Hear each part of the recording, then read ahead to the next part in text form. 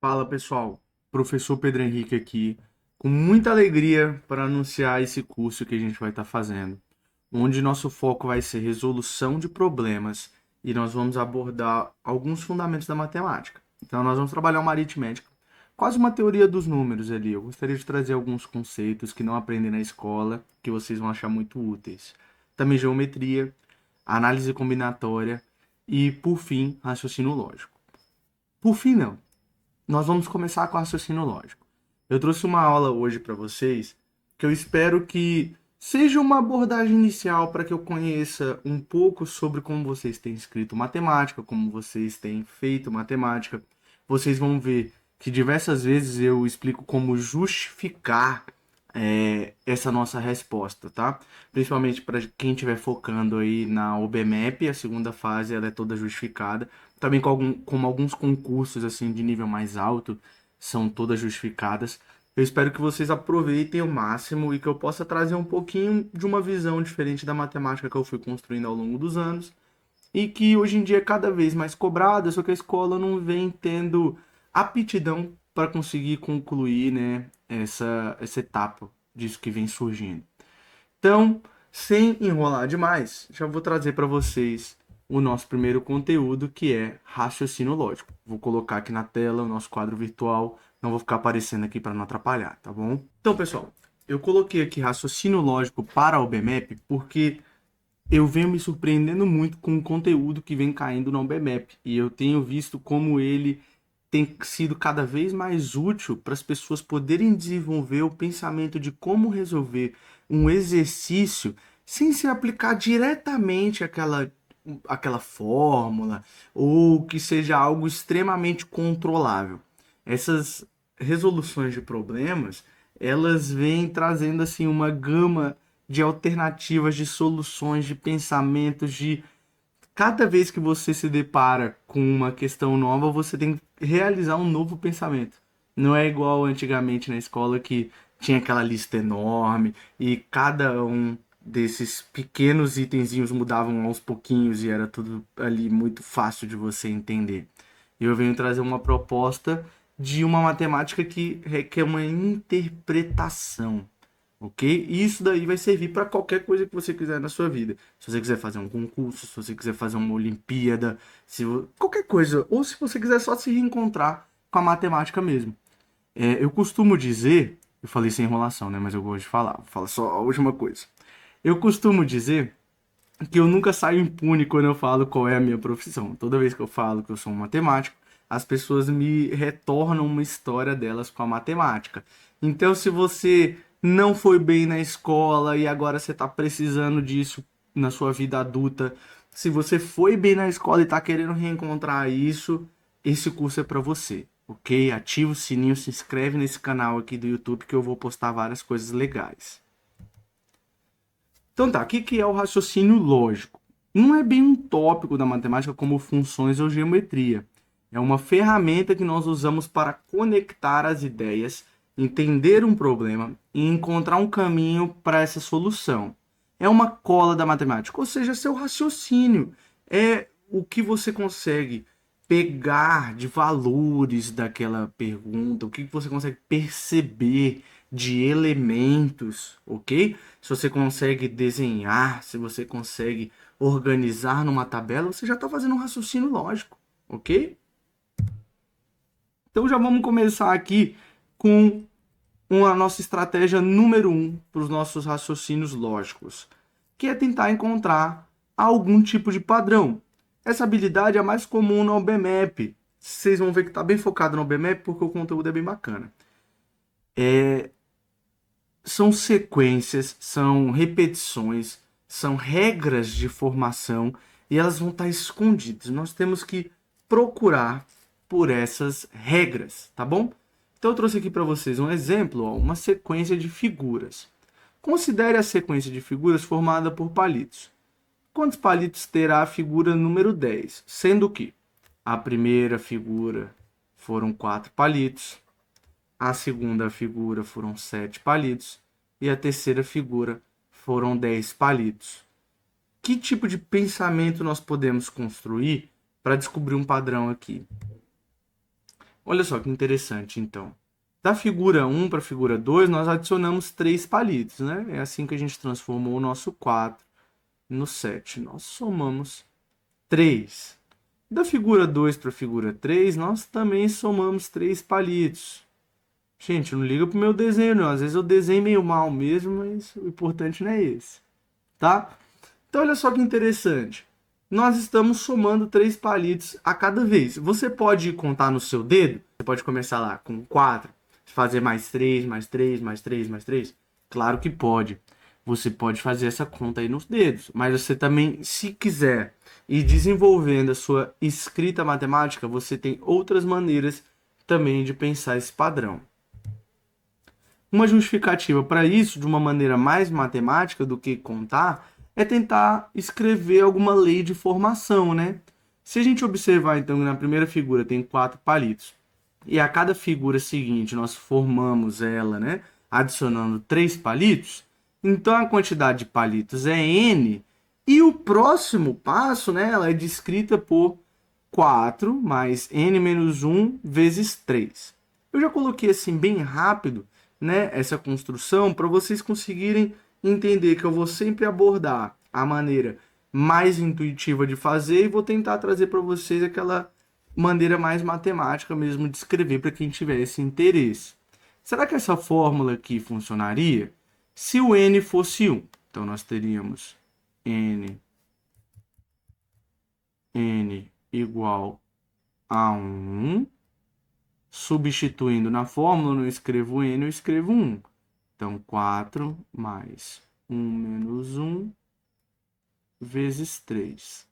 Olha que interessante, isso daqui dá 0, 0 vezes 3 vai dar 0, então ficaria 4 na primeira figura. Muito bom. Vamos ver se para a segunda figura também funcionaria. N igual a 2, eu não escrevo n, eu escrevo 2.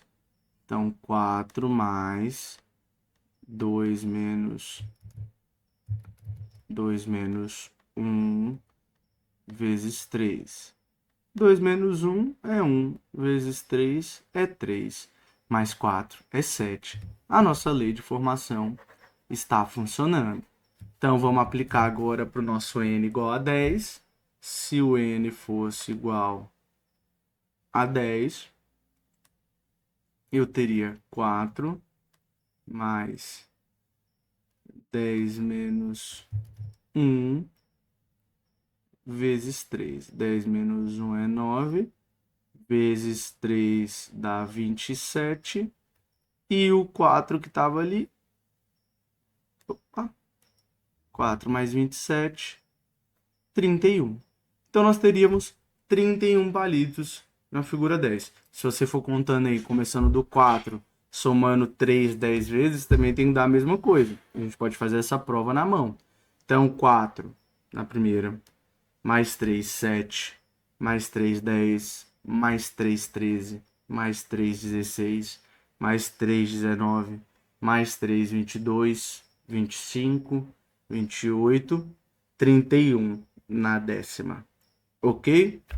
E aí, o que vocês acharam desse exercício? Ah, pessoal, esqueci de falar antes, mas todas as vezes que eu trouxer um exercício, é interessante que vocês pausem o vídeo, ok? E tentem fazer ele antes que eu apresente a solução, tá?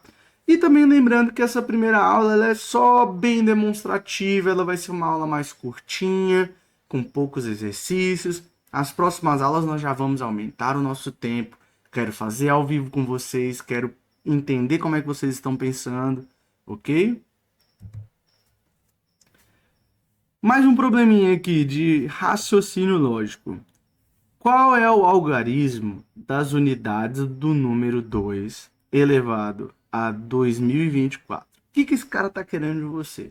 Ele está sabendo que ele quer saber quem vai ser a unidade, de 2 elevado a 2024. Esse é o tipo de questão que você não vai conseguir contar nos seus dedos, né? Se você tentar contar isso daí nos seus dedos, nossa senhora, dias e dias para você conseguir fazer esse cálculo. Mas nós vamos utilizar a nossa ferramenta de buscar algum tipo de padrão. Se eu não sei quanto que vai dar isso daí, eu posso começar pelo que eu sei. E eu sei que, por exemplo, 2 elevado a 1 é 2. Eu sei que 2 elevado a 2 é 4. Olha lá. Eu consigo tentar buscar o meu padrão. Tem coisa que eu não sei, mas eu posso ir buscando o que eu sei. E olha o que eu destaquei aqui pra gente. 2 elevado a 4 termina em 6. Por que isso daqui é interessante? Por dois motivos. Vamos analisar o primeiro. Eu tinha o 2 aqui ao quadrado terminando em 4. Beleza. Depois eu tive o 2 elevado a 3 terminando em 8. Depois o 2 elevado a 4 terminou em 6. O 2 elevado a 5 terminou em 2. 2 elevado a 6 terminou em 4. Então, olha aqui, parece que tá. Quando esses caras aqui, eles parecem estar compartilhando alguma coisa. Enquanto esses caras aqui, eles também parecem estar compartilhando alguma coisa. Por que eu penso que eles estão compartilhando alguma coisa? Porque olha só que interessante. Esse expoente é par e o final foi 4. Esse expoente é par, o final foi 6. Esse expoente é par de novo, tá dando 4 de novo. Então, peraí, parece que para a potência 2, para a potência 4, para a potência 6, ela termina em 4 ou termina em 6.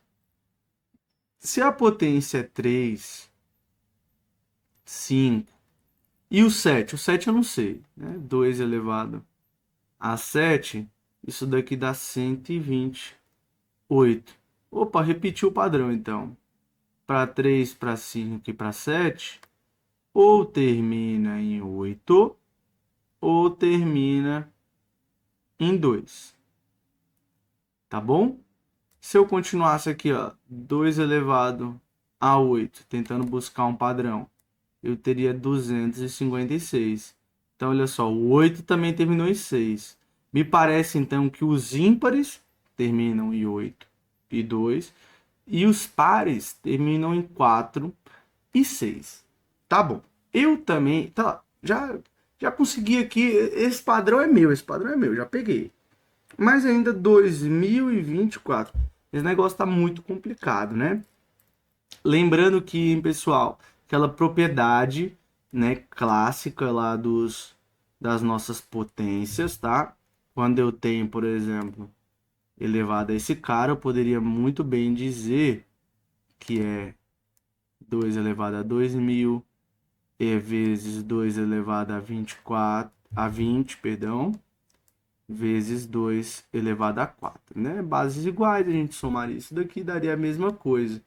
Então, olha só que interessante, a nossa unidade ela vai estar sendo mandada por esse cara aqui, né, pessoal? Vai ser a última parte. Se a gente dividir o nosso número em várias partezinhas, nós vamos estar com esse cara. E os pares, eles terminam ou em 4 ou em 6, né? E qual que é a última parte nossa aqui? É o 2 elevado a 4. O 2 elevado a 4 pela nossa tabelinha, ó lá, ele termina em 6. Então, 2024 tem comunidade.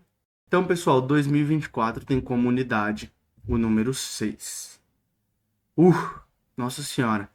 Esse tipo de questão, ela pode parecer muito simples, né, no começo, ou não, né, muito complexa mesmo. A gente tem que ir ali inventando a nossa maneira de responder, e ela é um desafio para todo mundo, tá? Se tá muito fácil para você tudo até agora, tenta responder de um outro jeito. Vê se você não conseguiria pensar de uma outra maneira, certo? A matemática tem isso de muito interessante. Nós também vamos aprender como uma estratégia de raciocínio lógico a organização de tabelas, certo? Eu coloquei ali, organize a bagunça com tabelas. Nós temos muitos problemas de contradições ou de possibilidades e a gente consegue encaixar muitas vezes esses problemas em tabelas. Depois eu vou ensinar para vocês mais ou menos ali um passo a passo de resolução de problemas, ok? Vamos ver isso daí. Quando um problema dá várias pistas sobre pessoas, objetos e suas características, tentar resolver de cabeça é uma receita para o desastre. Uma tabela pode ser sua melhor amiga. Vamos ver esse exemplo. Ó. Ana, Beto e Carla têm um animal de estimação cada. Um cão, um gato e um peixe. Não necessariamente nessa ordem. Sabe-se que quem tem o peixe não é Ana. O animal do Beto não late. E Carla não gosta de cães e gatos. Existe uma única solução ou diversas? Aponte uma delas. Esse tipo de questão, vamos ver como é que ficaria numa tabela. Vamos ver como é que a gente pode escrever uma tabela que ajudará a gente a resolver esse tipo de questão. Na tabela inicial, coloquei os nomes das pessoas aqui e os animais aqui eu vou simplesmente preencher conforme as informações, as pistas que eu tinha no enunciado. Já deixei até facilitando. Ó. Ana não tem um peixe. Então, N aqui, sim aqui, sim aqui. Então, olha só que interessante. Se a Carla só tem uma opção, então nós vamos dar prioridade para ela. Ela vai ficar com o peixe. É a única alternativa que nós temos. Então, a Carla vai ficar com o peixe. Se o Beto não pode ter o peixe também, só sobrou para o Beto ter o gato. E se o Beto tem o gato, só sobrou para a Ana possuir o cão. Olha só, quando a gente transformou nosso problema numa tabela, ficou muito mais fácil da gente poder resolver ele. Eu tinha até colocado as dicas aqui, se vocês quiserem ler depois, né? Que é um passo a passo aí, um pensamento para vocês irem construindo, ok? Mas eu mesmo, particularmente, tinha bastante dificuldade nesse tipo de questão. Sempre ficava lá tentando fazer de cabeça, não sei o quê. E aí, quando eu descobri esse método de usar tabelas, minha vida mudou. Uau! Um outro exemplo aqui. Esse é bem interessante. Inclusive, vou fazer um mistério nesse tipo de exemplo aqui, tá bom? Vou até voltar aqui, você tira um print, você pausa o vídeo depois para você tentar resolver, tá? Esse nosso vídeo já está ficando com quase 20 minutos. A minha ideia para essa primeira aula era fazer apenas uma exposição rápida de qual método nós vamos desenvolver, tá bom? Aqui na descrição eu vou deixar o link para o WhatsApp, para o grupo de WhatsApp, onde eu quero que vocês me enviem lá as respostas, as soluções. Eu quero saber muito de vocês, em que nível vocês estão, para eu poder planejar nossas próximas aulas para otimizar. Eu sempre vou priorizar questões que tenham um piso baixo, que seja fácil de ter uma resolução até imediata e que tenha um teto alto. Ou seja, aquelas que se você ficar pensando, você vai descobrir uma outra solução, você vai ver um outro jeito que pode ser mais rápido, mais fácil, beleza? Então, ficamos combinados assim. Essa primeira aula é apenas uma experimentação. Nós vamos falar mais de raciocínio lógico. Eu vou trazer outras questões extremamente desafiadoras, daquelas de arrancar cabelo, que a gente vai ficar uma semana conversando até resolver. E eu vou trazer métodos para vocês de resolução de problemas, ok? Esse primeiro vídeo, então, se encerra por aqui. Eu vou deixar essa atividade e vou mandar no grupo do WhatsApp essa e mais algumas para vocês me responderem e eu corrigir. E eu encontro vocês, então, na nossa próxima aula, onde nós vamos voltar a abordar raciocínio lógico e já misturar um pouquinho com teorema dos restos. Eu tenho certeza que vocês vão gostar muito desse assunto e vai ser muito útil para vocês. Deixa o seu like, deixa o comentário aqui embaixo e comenta lá no WhatsApp o que você achou. Fechou? Se foi muito fácil, você diz. Se foi muito difícil, você diz.